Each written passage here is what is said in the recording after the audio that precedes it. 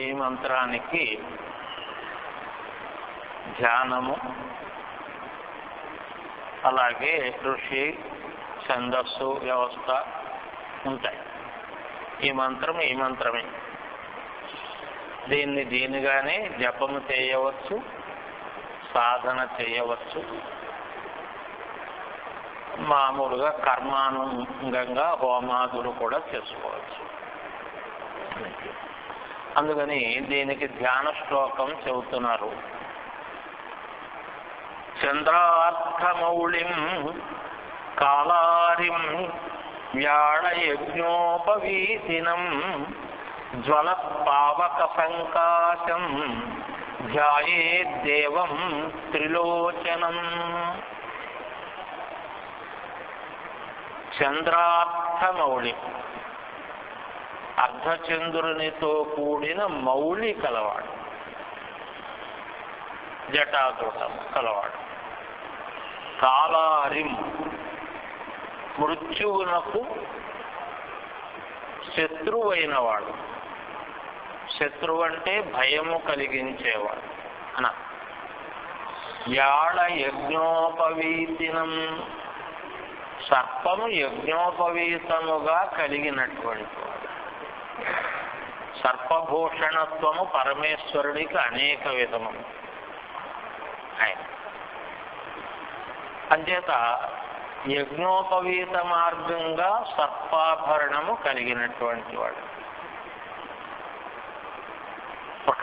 ప్రజ్వలిస్తూ ఉన్నటువంటి అగ్ని సదృశమైన తేజస్సుతో ఉన్నవాడు. త్రిలోచనుడై ఉన్నవాడు. అటువంటి దేవతను ధ్యానిస్తున్నాను అన్నారు. ధ్యాన శ్లోకము అది. మంత్రము ఏ విషయాన్ని సూక్ష్మముగా మన ధ్యానమునందు దర్శింపజేస్తుందో అది స్థూలముగా మనకి దర్శనానికి అనుకూలమైన వ్యవస్థగా చెప్పినటువంటి మాట.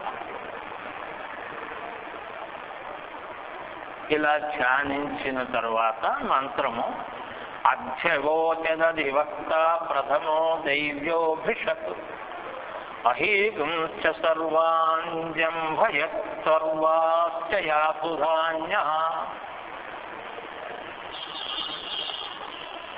అధ్యవోచత్ అధివక్త ప్రథమః దైవ్యః భిషక్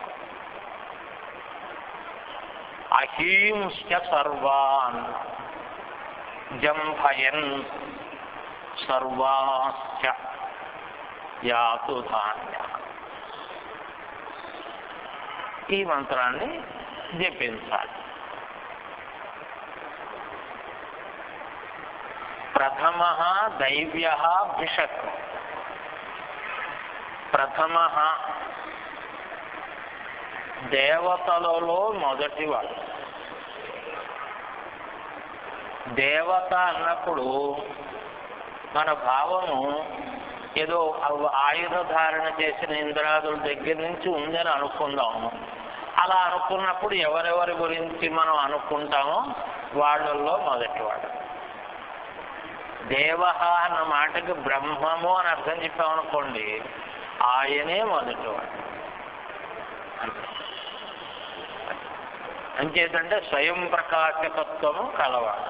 స్వయం ప్రకాశకత్వం బ్రహ్మమునకు తప్ప బ్రహ్మేతరమైన జగత్తుకు లేదు. అందుకని ఆయనే అయినవాడు. భిషక్కు వైద్యము చేసేవాడు. భిషక్కు అంటే వైద్యుడు. తనను ధ్యానించిన మాత్రం చేత సర్వరోగములను పోగొట్టేవాడు. ఇక్కడ ఈ మంత్రపదానికి మనం భావాన్ని నిర్ణయం చేసుకోవాలి. ఏమిటి ఇక్కడ ఈ మంత్రం జపిస్తే ధనరాశులు రాలవు, దానికోసం కాదు, రోగములు నశిస్తాయి. శరీరము అరోగమై ఉంటుంది.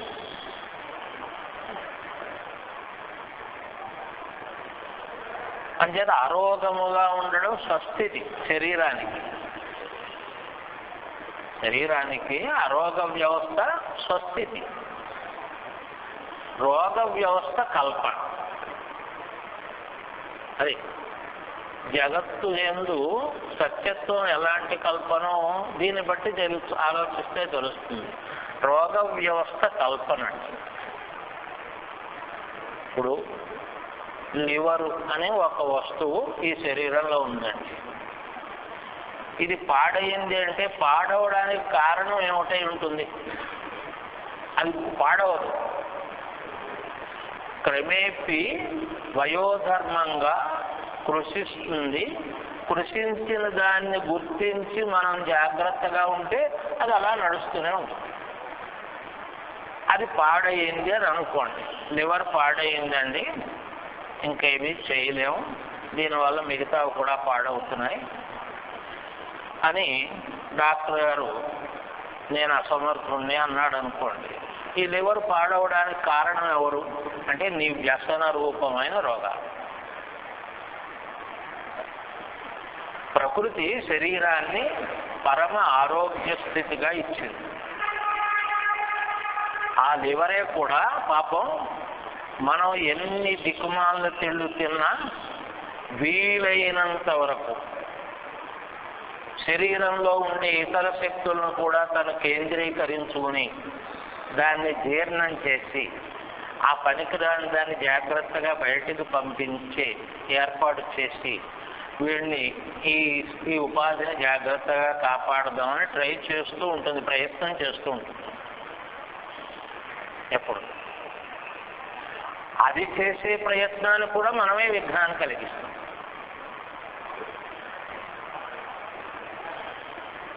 అందుకని మిగతా దానికి వెళ్ళదు.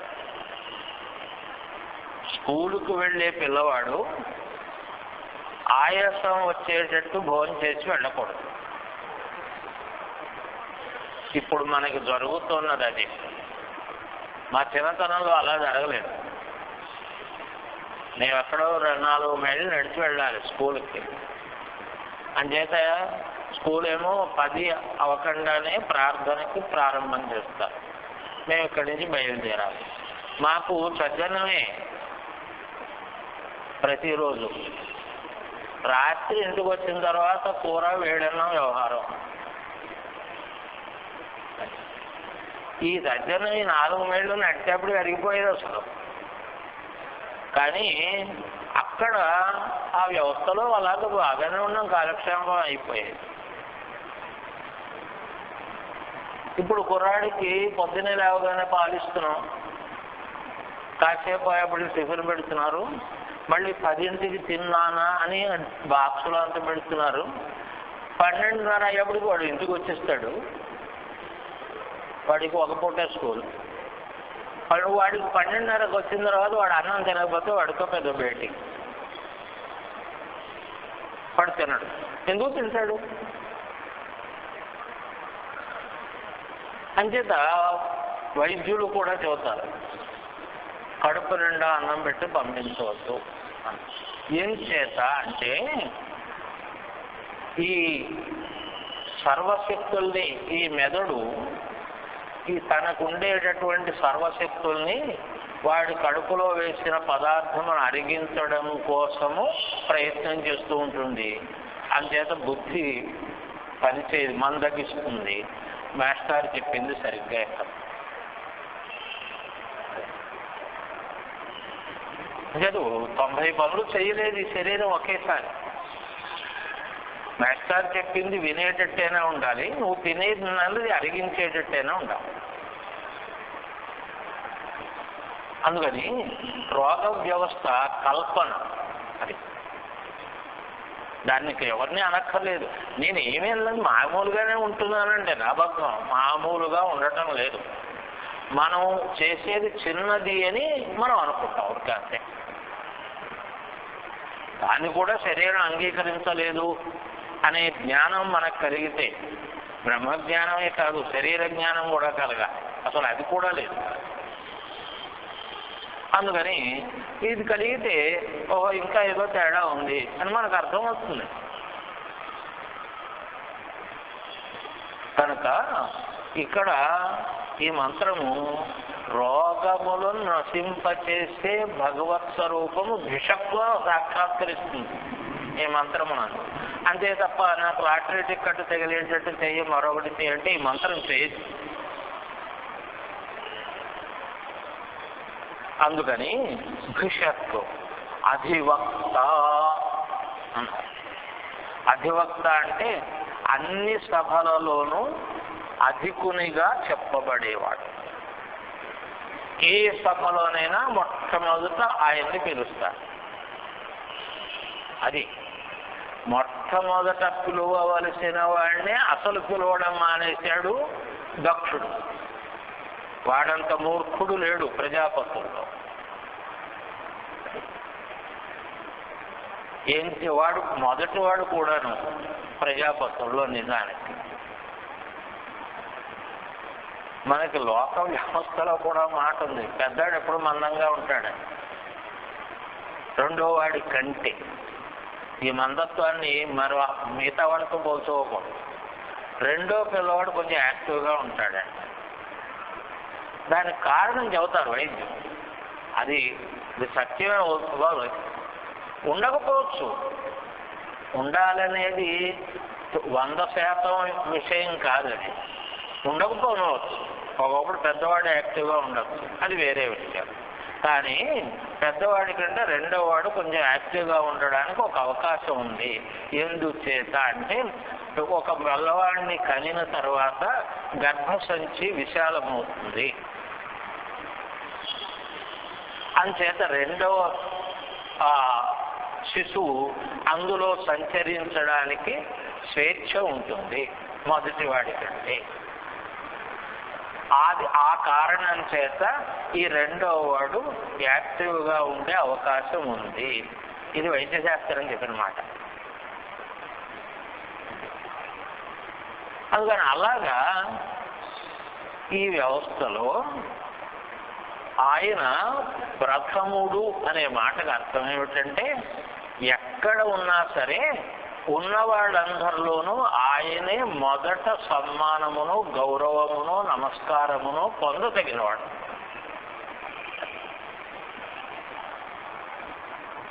అటువంటి రుద్రుడు అహింస యాతు ధాన్య సర్వాంత్యం భయం. క్రూరమైన జంతువుల్ని, అహి అంటే పామనే అర్థం కాదు, క్రూరత్వము కలిగిన జంతువు. పాము క్రూరముల్లో ప్రధానమైందట. సర్పము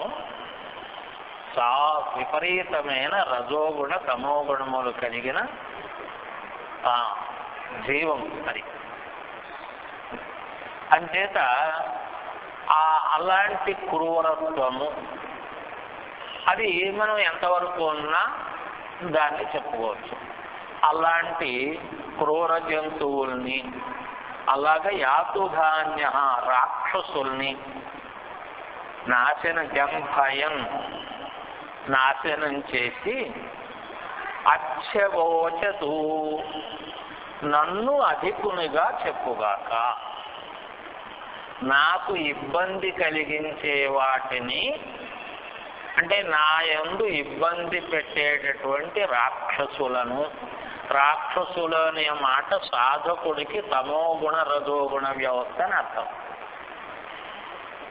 అది లోకంలో ఉపాధి వ్యవస్థలో అయితే ఏదో రాక్షసులు లాంటి వాళ్ళు, క్రూర జంతువులు లాంటివి.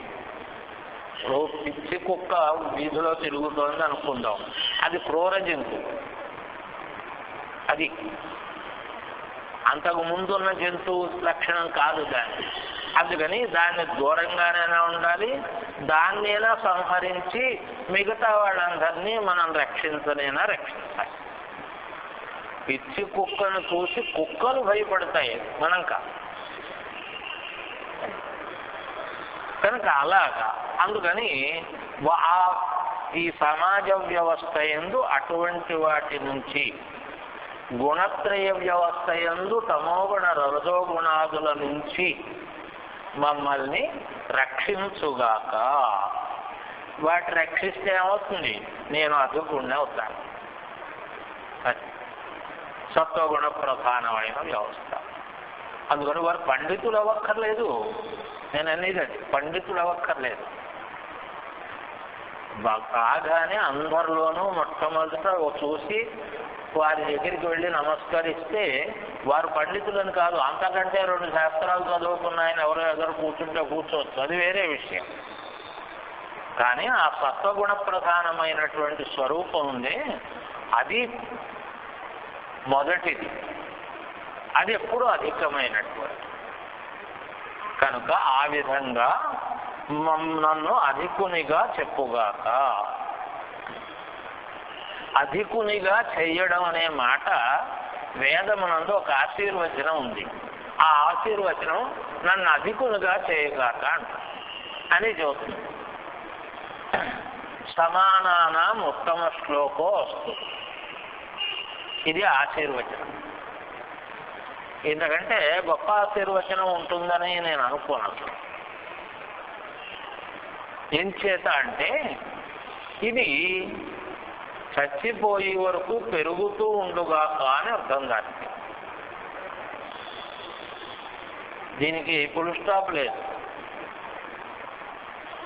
ఏం చేత అంటే మనం ఒక స్టేజ్ నుంచి ఒక పై స్టేజ్ కడితే ఆ స్టేజ్లో మనతో సమానులైన వాళ్ళు ఉంటారు. అప్పుడు వాళ్ళకంటే కొంచెం పై స్థాయిగా మనం ఉంటాం, ఎదగాలి. అలా ఎదిగినప్పుడు కూడాను ఆ స్టేజ్లో ఇంకా పై స్థాయి వాళ్ళు ఉంటారు, వాళ్ళకంటే మనం కొంచెం పైకి ఎదగాలి. ఇలాగా ఎదుగుతూ ఉండడమే. ఈ ఎదుగుతూ ఉండడం అనేది జ్ఞాన సముపార్జన, జ్ఞాని వ్యవస్థ, అలాగే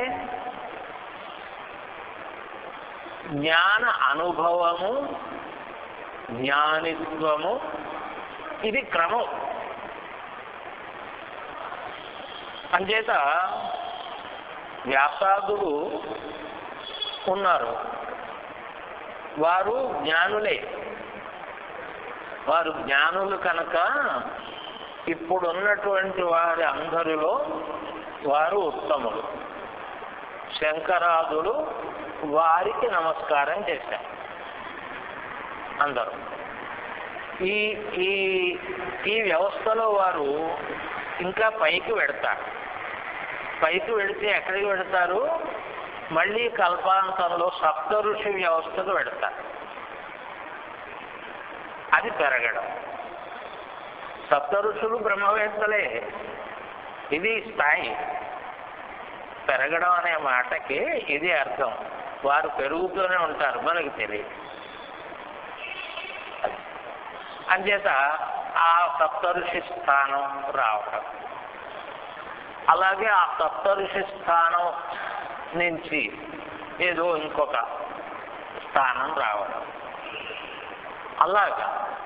అందుకని అలాంటి స్థానంలో వారు ఎప్పుడు ఎదుగుతూ ఎదుగుతూ ఎదుగుతూ ఎదుగుతూ ఉంటారు. ఇప్పుడు అశ్వత్థామ ఉన్నాడు, ఆయన తర్వాత వ్యవస్థలో వ్యాసుడు అవుతాడు అన్నారు. వ్యాసత్వం అనేది ఒక స్థానం, అది ఆ స్థానంలోకి వస్తాడు. వ్యాస మహర్షి సప్త ఋషి స్థానంలోకి ఉంటారు. ఇది జ్ఞానం యొక్క వ్యవస్థ.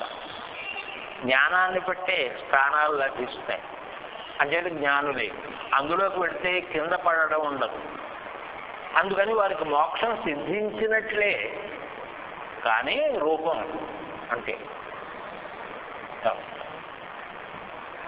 కనుక అలాగా విద్యలో, ధనంలో, అధికారంలో, పలుకుబడిలో, ఇలా ఎందులోనైనా సరే ఆ స్థితిలో తాను ఉత్తముడు కావాలి, తాను ఎదగాలి. ఎదిగే కొలది ఎదుగుతూ ఉండాలి. ఈ ఎదగడం ఎలాంటిదంటే త్రివిక్రముడు ఎదిగినట్లు. వామనుడు త్రివిక్రమునిగా ఎదిగినట్టు. ఒక వామనుడిని మనం సమానానాం ఉత్తమ శ్లోకో అస్తు భవ అని దీవించామంటే వాడు అలాగే ఎదుగుతూనే ఉంటాడు. ఎదిగి కొద్ది సమానులు కనపడుతూ ఉంటారు, వాళ్ళ పైకి వెళతాడు. అలా కనుక నేను అలాగా అధికుణ్ణి కావాలి. ఈ ఆశీర్వచనం అందుకోసం. అది అచ్చేవోచసు అంటే అది ఈ మంత్రమున నిష్ట కలిగిన వారు అలాగే సమాజంలో గౌరవింపబడుతూ ఉంటారు. వారి యందు ఏ రకమైనటువంటి ఈర్ష్యాద్వేషములు ఎదుటివాడికి కలుగవు. అందుకని వారు అలాగా ఏ స్థాయిలోంచి వారైనా సరే ఆ స్థాయిలో ఉన్నవారు వారిని గౌరవిస్తారు.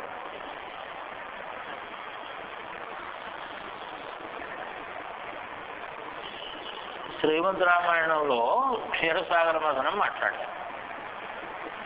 అమృత మథనం కోసం దేవతలు క్షీరసాగరాన్ని మథించడం ప్రారంభించారు. అందం ప్రారంభిస్తే మొదట హాలాహలం పుట్టింది.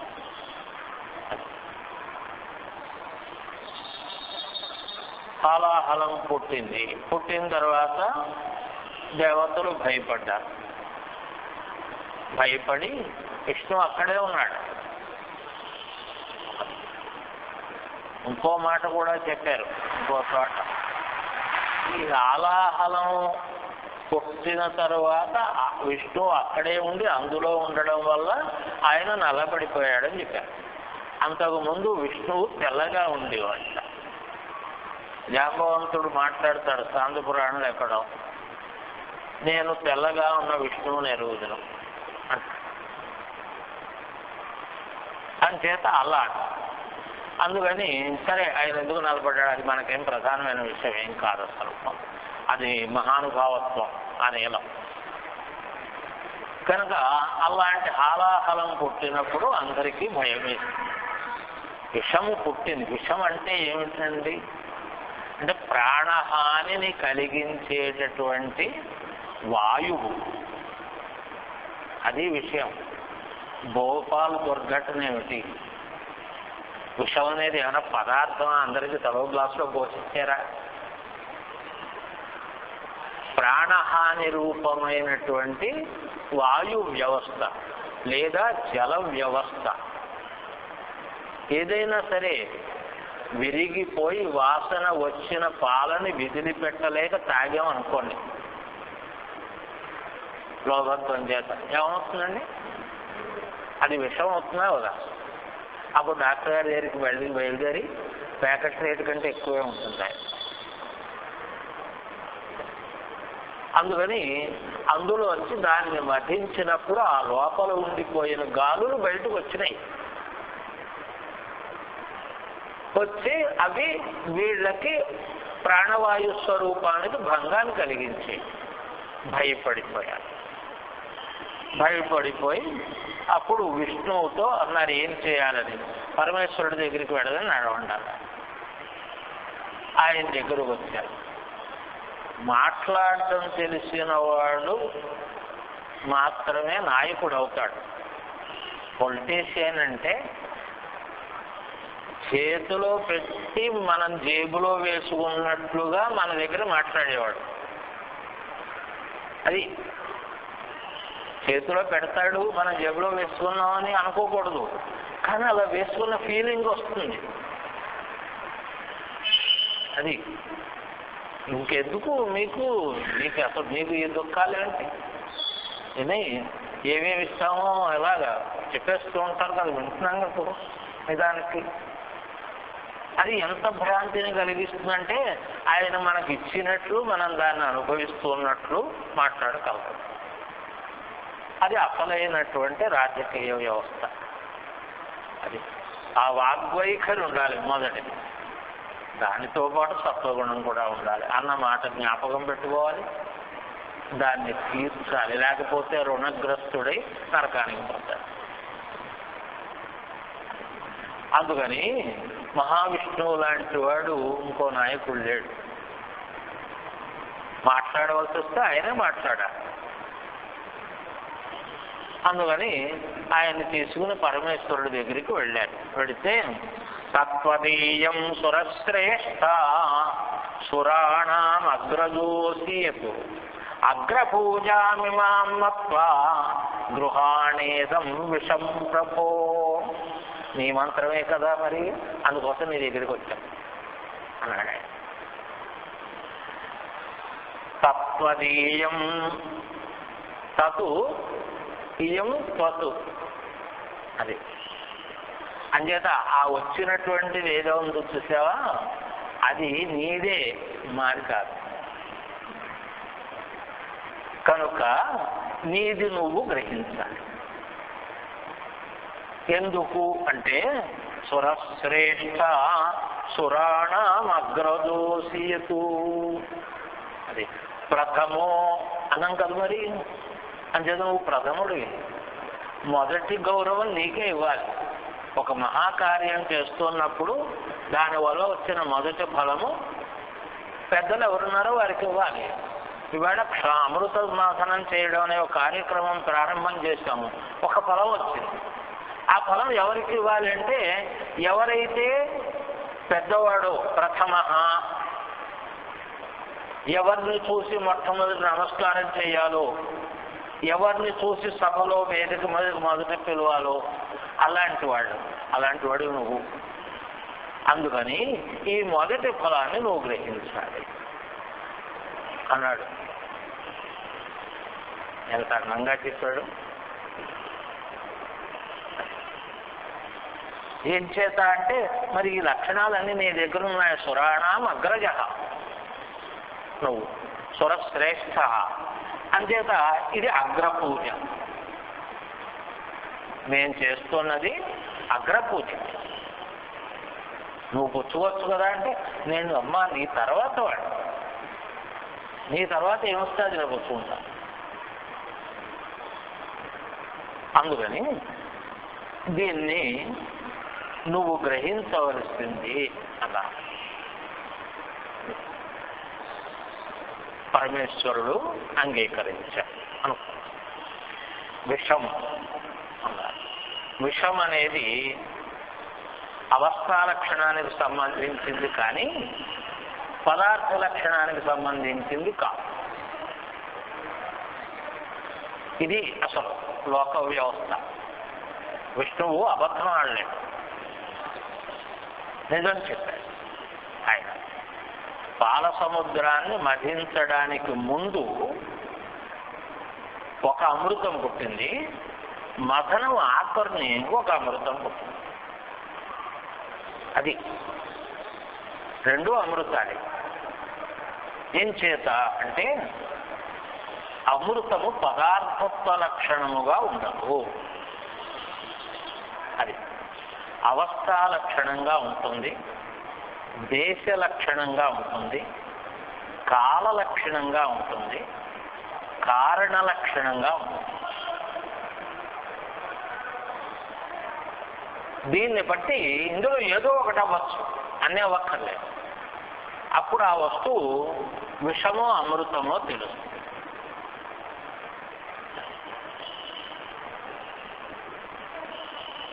నడుం నొప్పి అని మీరు డాక్టర్ గారి దగ్గరికి వెళ్ళారు, మీకు కొన్ని ట్యాబ్లెట్లు ఆయన రాశారు, మీరు తెచ్చి వాడుకున్నారు, మీకు తగ్గింది. నేను నడునొప్పిగా ఉంది అంటే మీరు చెప్పారు, రండి కొట్లో పొందామని నా చేతి కొనిపించి వేయించారు. నాకు 75% ఇంగ్లీషు మందులు పడవు. నేను వెంటనే కూలపడ్డాను. మీరే మోసుకెళ్ళారు ఎక్కడికి? మా ఫ్యామిలీ డాక్టర్ దగ్గరికి. ఏం జరిగిందని, ఇలాగ నడునొప్పిగా ఉందని ఈ ట్యాబ్లెట్ వేసుకున్నారండి. ఈ ట్యాబ్లెట్ ఆయన ఎందుకు వేసుకుంటారండి, ఇది పడదు, ఆయన ఏమన్నా నా దగ్గరికి రావాలి కదా అంటాడు ఆయన. కానీ కనుక ఇది మీకు పడింది కదా అని నాకు పడడానికి లేదు. అలాగే ముసలాయనికి ఇచ్చిన మందు కుర్రాడికి కాదు. మనకి తేడా చైల్డ్ డోసు అడల్ట్ డోసు తేడాలు లేవు. అవస్థాలక్షణంగా ఉంది. అవస్థాలక్షణాన్ని అతిక్రమిస్తే విషం అవుతుంది. అలాగే ఓ డాక్టర్ గారు చీటీ ఇస్తారు.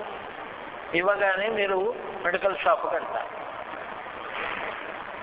వెళ్ళిన తర్వాత ఆ చీటీ చూసి వాడు ఆ డోర్ ఓపెన్ చేసి మందు ఇస్తారు. మందు ఇచ్చిన తర్వాత డబ్బులు వాడు చీటీ రాస్తాడు, డబ్బులు ఇస్తాం. నిజానికి మనం కొంచెం ఆలోచిస్తే దెబ్బలాడవలసి ఉంటుంది. ఎందుకంటే వాడు గ్లాస్ డోర్ ఓపెన్ చేసినప్పుడు ఆ గ్లాస్ డోర్ నీలంగా ఉంది, దాని మీద పాయిజన్స్ అని రాసింది. అందులో తీసిచ్చాడు. ఇప్పుడు మనం దెబ్బలాడాలా అక్కర్లేదా వాడితో? ఇప్పుడు ఇది వేసుకుంటూ తాతగారు చచ్చిపోతాడు కదా, మా తాతగారిని చంపడానికి మందు ఇస్తున్నావా అంటే దెబ్బలాడాలి. లేదు, వాడికి డబ్బులు ఇచ్చి పట్టుకెళ్ళాము, తాతగారికి వేసాం అని 3 రోజుల్లో లేచి కూర్చున్నారు. తాతగారు బాగా లేచి కూర్చున్నారు కదా అని ఏదో రొంపబట్టి ఓ రోజు జ్వరం వచ్చిందని వీడు ఆ మందు ప్రస్తుతం వేసుకుంటే ఏమవుతాడు? ఇప్పుడు పాయిజన్ అనే మాట అబద్ధమా నిజమా అక్కడ రాశాడు. అంతేత సృష్టిలో పదార్థత్వాన్ని బట్టి విషయం లేదు, కాలమును బట్టి ఉంది, వయోభేదాన్ని బట్టి ఉంది, ప్రాంతమును బట్టి ఉంది. ఇక్కడ మందు అమెరికాలో ఒప్పుకోరు, అలాగే ఇంకో వ్యవస్థలో. అంతేత ప్రాంతమును బట్టి ఉంది, కాలమును బట్టి ఉంది. ఈ సీజన్లో వేసుకోవాల్సిన మందు అది అన్ని సీజన్లకి సంబంధించింది. అందుకని విషం అనేది లేనే లేదు జగత్తులో. ఇప్పుడు సముద్రంలోంచి పుట్టిన క్షీరసాగరంలోంచి పుట్టిన ఈ పదార్థం ఉందే, ఈ పదార్థం ఒక్క పరమేశ్వరుడికి పడుతుంది, ఇంకెవరు తాగినా సస్తారు. అది ఈ మందు ఆయనదే. అందుకని మహానుభావ నీ కోసం వచ్చాం. అందుకని స్త్రీ అన్న మాటకి విషము అర్థమే, అమృతము అర్థమే. 2 అర్థాలు ఎలా వస్తాయంటే 2 లేవు కనుక. అది 2 లేవు, భ్రాంతి చేత ఉన్నట్టు అనిపిస్తుంది. మనకు అనిష్టమైతే, మనకు హానికరమైతే మనం విషం అనుకుంటాం తప్ప అది సర్వులకి విషంగా మాత్రం భాష. అందుకని ఇందులో వాడినటువంటి మాటలున్నాయే, సురశ్రేష్టత్వము, సురాగ్రజత్వము, ఇవి 2 మంత్ర పదార్థం. మహర్షి వైదికమైన మంత్ర పదాలని వాడారు అక్కడ. అలాగే కార్యసహాయకత్వము, పరమేశ్వరుడు కార్యసహాయకత్వమునందు వెళ్తున్నాడు. ఇది విష వ్యాపారం. కనుక ఇది మంత్రస్తుతేయ. రామాయణం వేదము.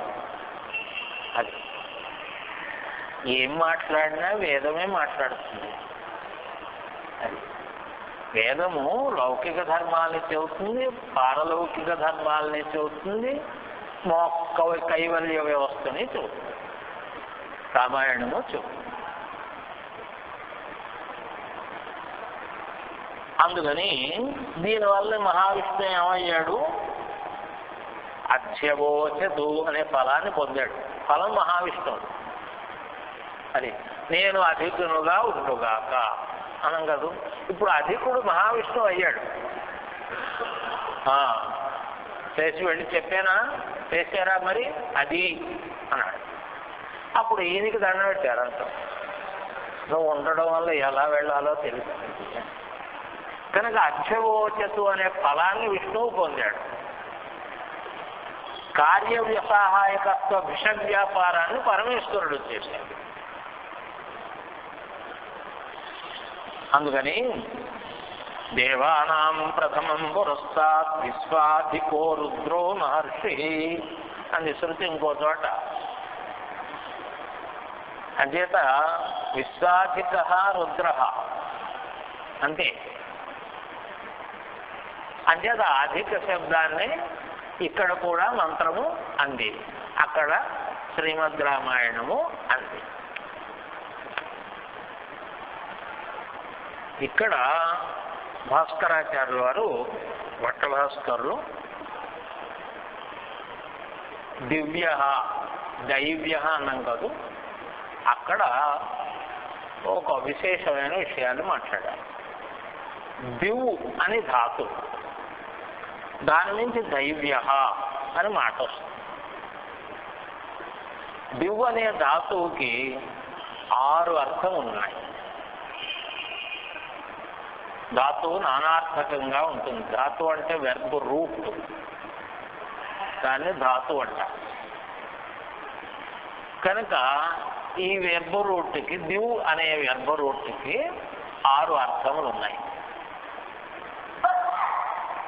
ఈ 6 అర్థాల్లో క్రీడ అని ఒక అర్థం, జయేచ్ఛ అని ఒక అర్థం, అలాగే వ్యవహారం అని ఒక అర్థం, జ్యోతనం అని ఒక అర్థం, స్తుతి అని ఒక అర్థం, గమనం అని ఒక అర్థం.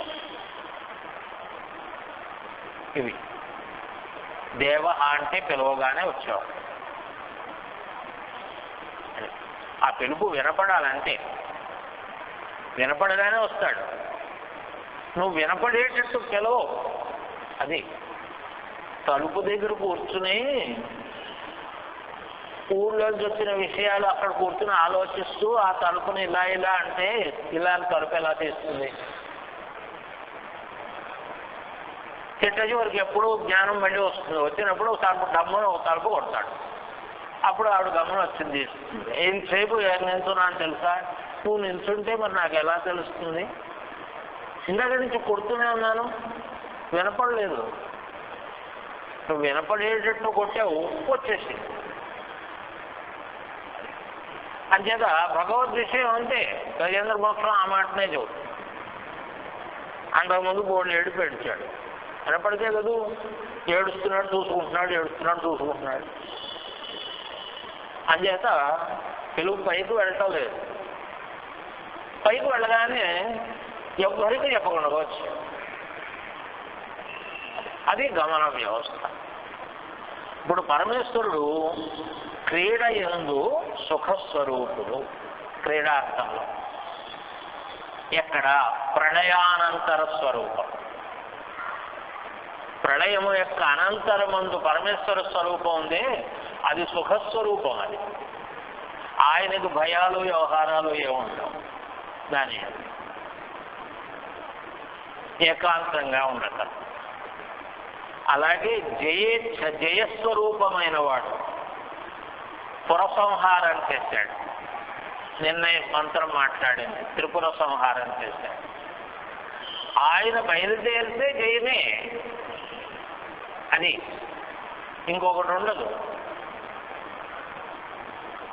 అలాగే వ్యవహారంలో, వ్యవహారం అంటే లోక వ్యవహారం కాదు, ఉపాధిగతమైన జీవలక్షణ వ్యవహారం, లేకపోతే ఆత్మలక్షణ వ్యవహారం. ఈ లక్షణంలో ఏకాంతుడు. ఆయన ఎవ్వరితోటి పట్టించుకోడు. అది కొంతమంది పెద్దలు ఉంటారు, అలా వస్తారు, కూర్చుంటారు, అలా వెళ్ళిపోతారు. ఆ తర్వాత మళ్ళీ కాసేపు వేరే కబుర్లు చెప్పుకోవడం, ఇంకోటి ఏముండదు. వింటారు, వినడం కోసం వస్తారు, వెళ్ళిపోతారు. ఎంచేత వెళ్ళిపోతారు? మననం చేసుకోవడం కోసం. మననం చేసుకుంటూ వెళ్ళిపోతారు. ఇది విన్న తర్వాత ఇంకోటి మాట్లాడుకోకూడదు. మాట్లాడుకుంటే ఏమవుతుంది? ఏమవదు. ఇది విస్మృతి వస్తుంది అంతే. అలాగే దీనికి వచ్చే ముందు ఏమీ మాట్లాడుకోకూడదు. దీని యందు దృష్టి పెట్టుకురావాలి. వస్తే ఏమవుతుంది? ఏకాగ్రత కుదరదు.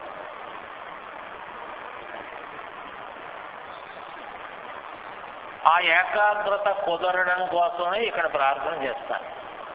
జ్ఞాపకం పెట్టుకోండి. ప్రార్థన సంప్రదాయం. అసలు ప్రార్థన నేను ఎందుకు పైకి చేయాలి? నేను చేసుకునే పనులు నేను చేసుకుంటూనే వచ్చాను. ఇక్కడికి రాగానే నేను ప్రారంభం చేస్తే ఏం నష్టం ఏం లేదు దీన్ని. కానీ నేనెందుకు ప్రార్థన పైన చేయాలి అంటే, నేను ప్రార్థన చేస్తున్నంతసేపు ఈ లోపల మీ అవతలికి వెళ్ళిన మీ మనస్సుల్ని మళ్ళీ లోపలికి తెచ్చుకోవడం కోసం. లేదా అంతకుముందు ఏదైనా ఇక్కడ ఏదో సినిమా పాటలు వ్యవహారాలు అలాంటివి ఏవో జరిగాయనుకోండి, ఆ వైబ్రేషన్స్లోంచి మీరు తప్పుకోవడం కోసం. అంచేత వెళ్ళగానే మనం మహావిషయ ప్రసక్తి చేయకూడదు. దివ్యజ్ఞానంలో వాళ్ళు అన్నమాట చూస్తారు, దివ్యజ్ఞానం వస్తాం వాడు అక్కడ 3 వైబ్రేషన్స్ ఉంటాయి. ముందు వాటిలోంచి మనం వాటిని బయటకు పంపించాలి. వాటికి వెళ్ళంగా ఈ బయటకు పంపించడం అనేది మనకు తెలియంది కాదు.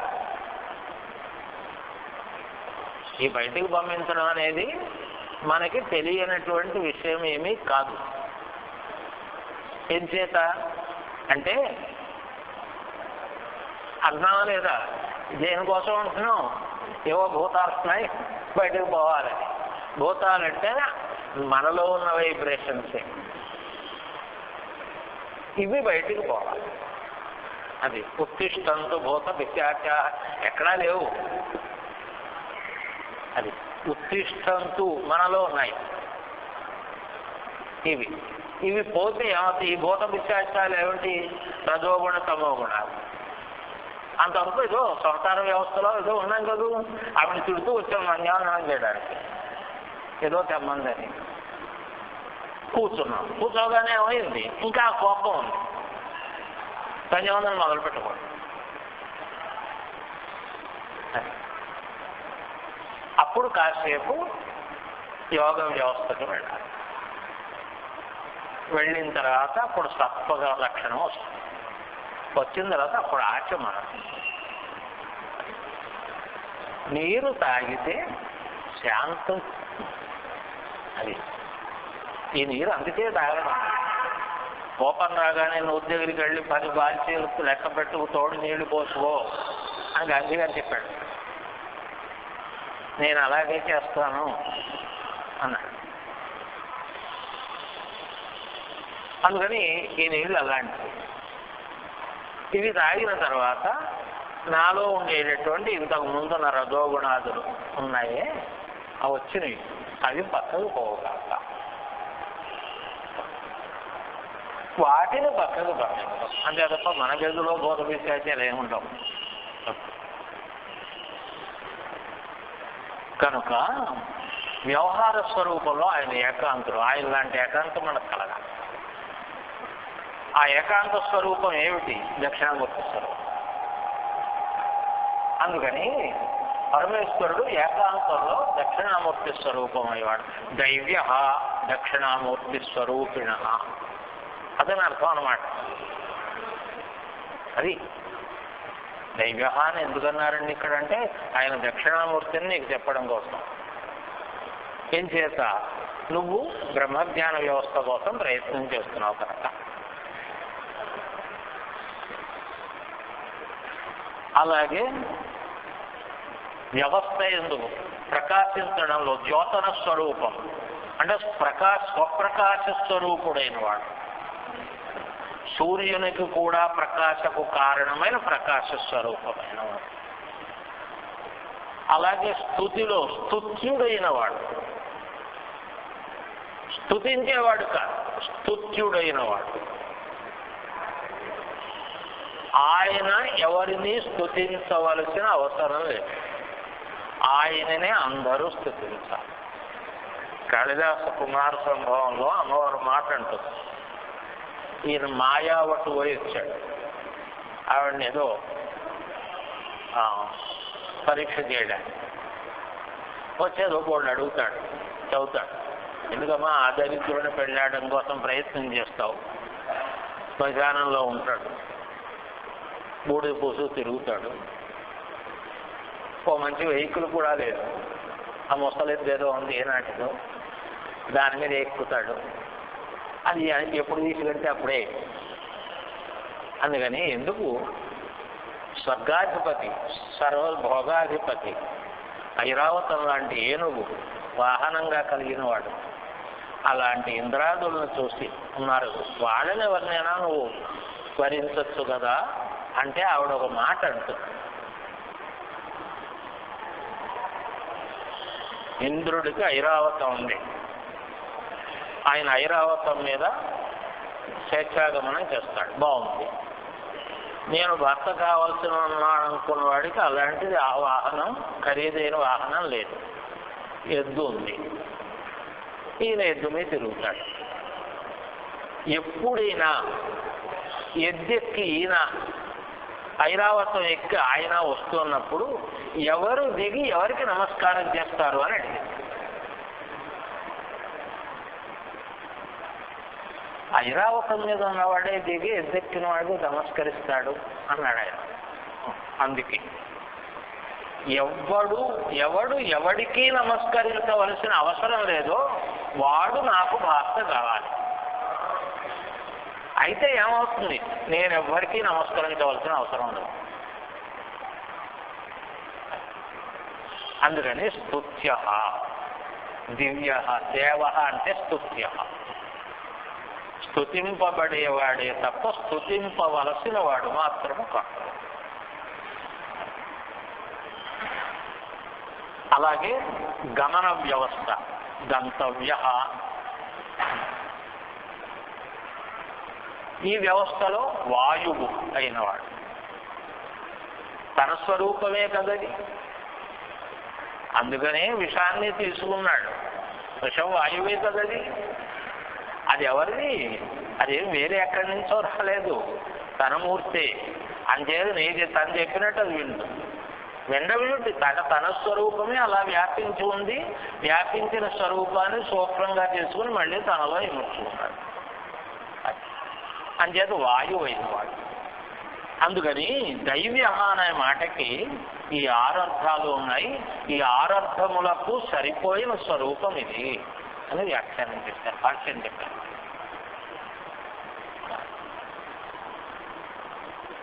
అలాగే భిషక్ అన్నారు కదా, సంసార రూప వ్యాధి తాపాలకు చికిత్సను చేసేవాడు. తాపత్రయం అంటాం కదా, తాపత్రయం అంతా సంసారంలోనే. అది అంచేత ఇది ఎలాంటిదైనా బాధనే కలిగిస్తుంది. అది స్వర్గం కావాలి అనుకున్నాం, లేకపోతే ధనం కావాలి అని అనుకున్నాం, అది కూడా బాధనే కలిగిస్తుంది. వచ్చిన తర్వాత బాధనే కలిగిస్తుంది, రాకున్నంత వరకు కూడా బాధనే కలిగిస్తుంది. స్వర్గానికి వెళ్ళిన తర్వాత మళ్ళీ ఎప్పుడు పడిపోతామో అని బాధ ఒకటి ఉంటుంది. అలాగే ధనం వచ్చిన తర్వాత దాచుకోలేకపోవడం అనే బాధ ఒకటి ఉంటుంది. ఇప్పుడు దాచుకోలేని వాళ్ళ బాధల్ని మనం చూస్తూనే ఉన్నాం కదా. అందుకని సంసార రూపమైనటువంటి వ్యాధి రూపమైన తాపములు, తాపత్రయ స్వరూపములను చికిత్స చేసేవాడు. భియం సాధయిత నాశయిత ఇది భిషక్ అన్నారు. భయం అంటే భయం, భయమును నాశనం చేసేవాడు. అది భిషక్కు యొక్క లక్షణం. భిషక్ అంటే భయమును పోగొట్టేవాడు అన్నారు. ఏ భయం వచ్చింది? రోగ భయం వచ్చింది. రోగ భయం వచ్చినప్పుడు ఇంజనీర్ గారి దగ్గరికి వెళ్తే ఏమైనా చేయగలడండి? ఇంకెవరైనా చేయగలరా? సృష్టిలో ఉన్నటువంటి అన్ని వ్యవస్థల్లోకి ఆలోచించుదాం. మనకు రోగ భయం వచ్చింది. రోగ భయం వస్తే ఆయన తప్ప, ఆ వైద్యుడు అనే ఆయన తప్ప ఇంకెవడైనా మనకి రక్షణ చేయగలడా?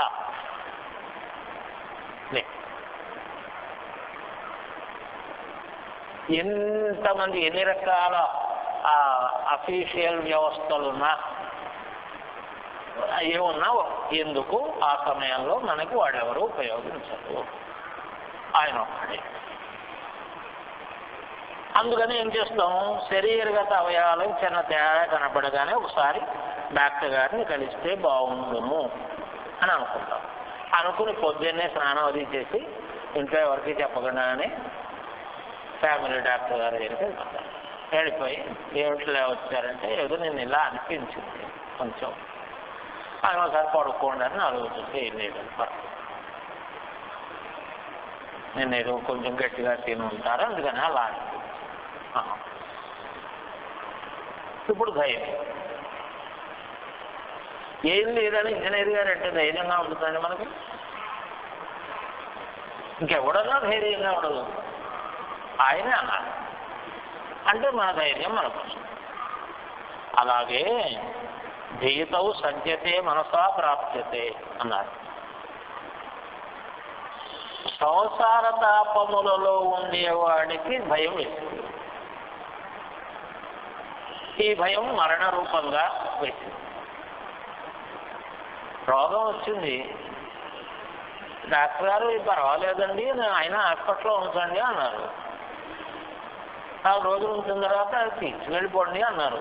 ఇవన్నీ వింటూనే ఉన్నాడు, చూస్తూనే ఉన్నాడు, అర్థం అవుతూ ఉంటుంది. అప్పుడు ఇంకొక భయం వచ్చాడు కదా.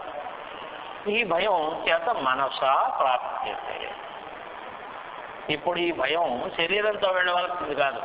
ఇంతకుముందు భయం పొద్దున్నే స్నానం చేసి శరీరాన్ని తీసుకెళ్ళాం, ఇప్పుడు కాదు, ఈ మనస్సు చేత పొందాలి.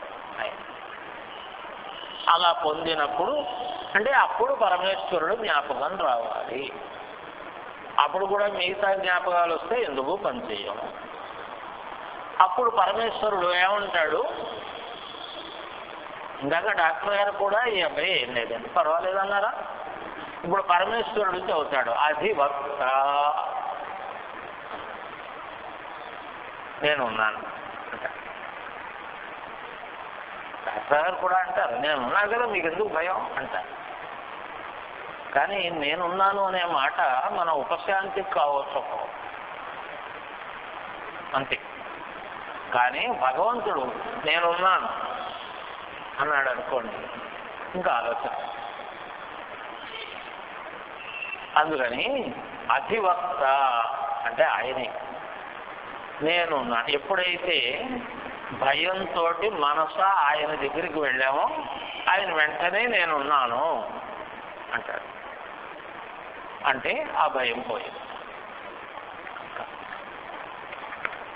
వెంటనే నేనున్నాను అని ఎందుకు అంటాడు అంటే భక్తుల యందుండేటటువంటి పక్షపాతము చేత అంటాడు, అభిమానము చేత అంటాడు. జగత్తులో ఇంకెవరికి అనుపకారమైన పక్షపాతము ఉండదు. అది ఒక్క భగవంతుడు ఉంది. దాని పక్షపాతం అనకూడదు, అర్థం అవడానికి అనాలంటే. ఏం చేశా నువ్వు ఏమీ ఇవ్వక్కర్లేదు, నిన్ను నమ్ముకున్నాను మరి అంటే చాలు అంతే. నన్ను నమ్ముకుంటే నమ్ముకున్నా కారు పంపించండు, లేకపోతే వచ్చి ఏమి ఇస్తావు అనడు, ఏమి అన్నాడు. మన యందు ప్రత్యుపకారం ఆశించడు. అందుకని అది అభిమానం వ్యవస్థ. అందుకని పరమేశ్వరుణ్ణి అందుగా ఆయన అన్నారయ్యా అధివక్త అని. ఇది ఈశ్వర లక్షణము. అందుకని ఈశ్వరునే శరణంబు వేడెదన్ అన్నాడు వాడు. ఓకే అన్నీ అని పెద్ద చివరి మాట ఏమిటి అంటే ఈశ్వరునే శరణంబు వేడెదన్. ఈశ్వరునే శరణంబు వేడెదన్ అని ఆయనంటే మహావిష్ణువు వచ్చాడు కదా. మరి నేను ఆయన పిలిచే నువ్వు రాలే వచ్చేటని కాదు, ఈశ్వరత్వము అది. ఆ ఈశ్వరత్వం భిషక్ స్వరూపం. ఆ భిషక్ స్వరూపంలో వచ్చిన ఈశ్వరత్వం అది. అందుకని అక్కడ భేదం ఏం లేదు, శబ్దార్థం లేదు అక్కడ. భావమే ధ్యానమే తప్ప. అలాగే అస్తమానం అప్పుడప్పుడు అనుకుంటూ ఉంటున్నాను, నేను అంటూ ఉంటాను, మీరు అనుకుంటారని కాదు. సుమతి శతకం. అప్పిచ్చువాడు వైద్యుడు, ఎప్పుడు ఎడతెగక పారు ఏరున్ ద్విజుడు, చొప్పడిన ఊరనుండము, చొప్పడకున్నట్టి ఊరు చొరకుము అని. అప్పిచ్చేవాడు వైద్యుడు ద్విజుడు, ఎప్పుడూ ప్రవహించే నీరు ఉన్న చోట ఉండు అని కదా. సరే, పై విషయాల్ని వ్యాఖ్యానాలు అవసరం కాదు మనకు. అప్పు ఇచ్చేవాడు, అప్పు అంటే కరెన్సీ కాదు, మంచినీళ్ళు. మంచినీళ్ళు ఇచ్చేవాడు. పృథివీ అప్పు కదూ,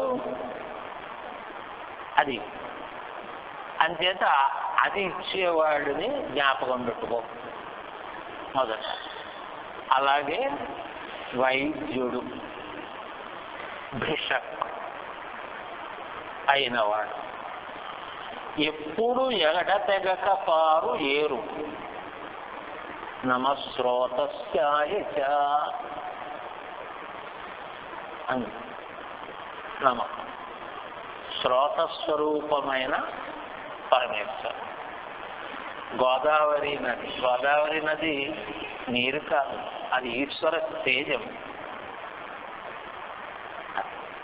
అంచేత ఎప్పుడు ఎడతెగక పారు ఈశ్వర తేజము ఉండేది. ద్విజుడు, ద్విజుడు అంటే ఎలాంటి ఈశ్వరుణ్ణి అని అడుగుతాను, నీ ఇష్టం. ఆయనకి ద్విజత్వం ఉంది. ద్విజత్వం అంటే సగుణ నిర్గుణ స్వరూపం ఉంది. అంచేత నీ ఇష్టం. పార్వతీదేవిని పక్కన కూర్చోబెట్టుకుని శూలం చేత్తో పట్టుకుని అర్ధచంద్ర మౌళీశ్వరుడైనటువంటి పరమేశ్వరుణ్ణి నువ్వు ప్రతిష్ఠ చేసుకుని శివాలయం నిర్మాణం చేసుకుంటావు, లింగమును ప్రతిష్ఠ చేసుకుని దానికి అభిషేకాదులు చేస్తూ ఆ స్వరూపమును ధ్యానం చేస్తావు, నీ ఇష్టం. ఆయనకి ద్విజత్వం ఉంది.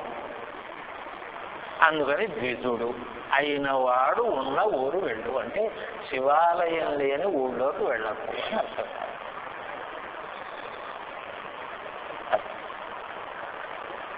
ఎందుకంటే ఆ శతకం రాసిన వాడు ఆయన మహాశైవుడు. శివభక్తి పరాయణుడైనటువంటి స్వరూపం అది ఆయన. కనుక అందుకనే ఆయన చెప్పకుండా చెప్పాడు. చెప్పవలసినవి అడ్మినిస్ట్రేషన్ విషయాలు చెప్పాడు పైన. చెప్పకుండా చెప్పవలసిన విషయాన్ని, అతి ముఖ్యమైన విషయాన్ని అదిగో అలా చెప్పాడు. అంచేత ఆలయ వ్యవస్థ ఊరు ప్రారంభంలోనే ఉండాలి, ఊరు మధ్యలో కాదు. అన్ని ప్రాచీన ఆలయాలన్నీ ఊరు ప్రారంభంలోనే ఉన్నాయి. అవి ఇప్పుడు మధ్యలోకి వచ్చాయి, లేకపోతే మధ్యలోంచి చోరుకుపోతున్నాయో.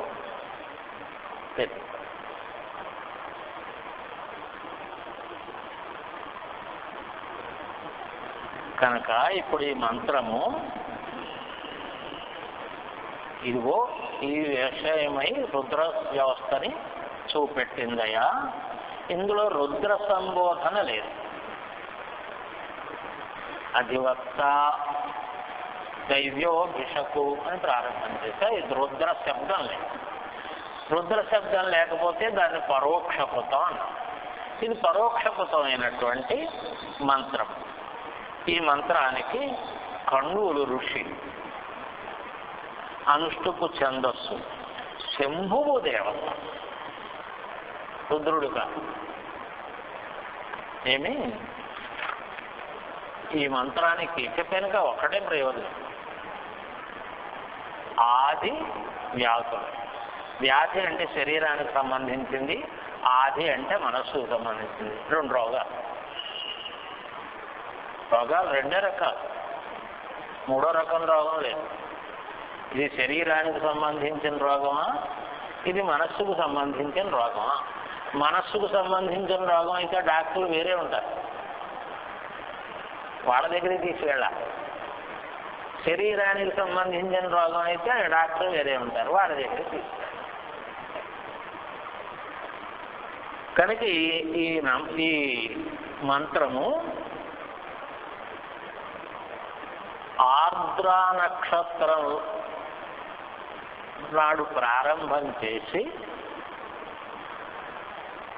ఒక 40,000 తక్కువ కాకుండా మళ్ళీ ఆర్ద్రా నక్షత్రం లోపల ముగించాలి. అలా ముగిస్తే దీర్ఘాయువు దీని ప్రధాన ఫలం.